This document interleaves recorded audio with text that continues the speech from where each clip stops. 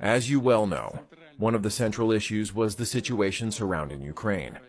We see the willingness of the U.S. administration and of President Trump personally to contribute to resolving the Ukrainian conflict, his desire to understand its essence and to grasp its origins.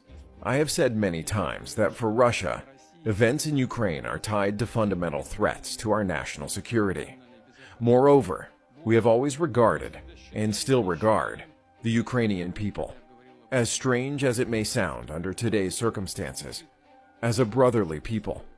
We share common roots, and everything that is happening is for us both a tragedy and a source of deep pain.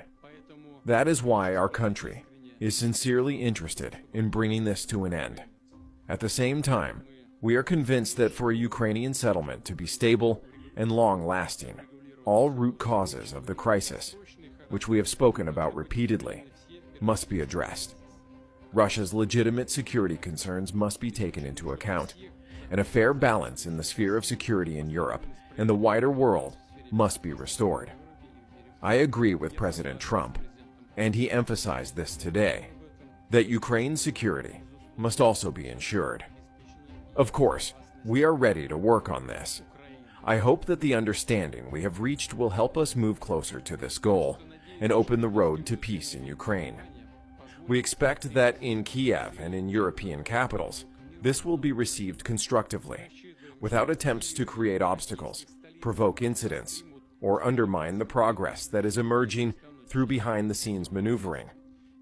I would like to thank President Trump for our joint work and for the constructive, trusting tone of our discussion.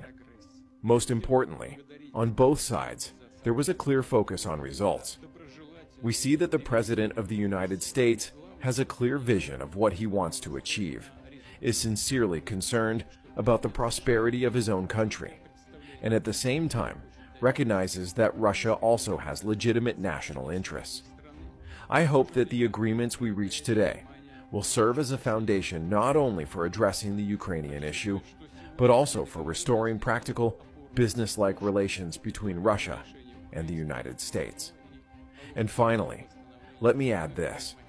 I recall that back in 2022, during my last contacts with the previous administration, I tried to convince my former American counterpart not to push matters to the point where the consequences could turn into open hostilities.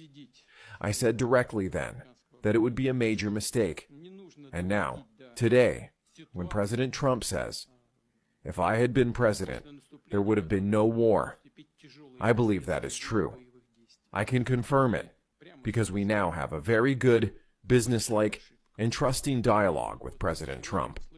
And I have every reason to believe that by moving forward along this path, we can, the sooner the better, bring the conflict in Ukraine to an end.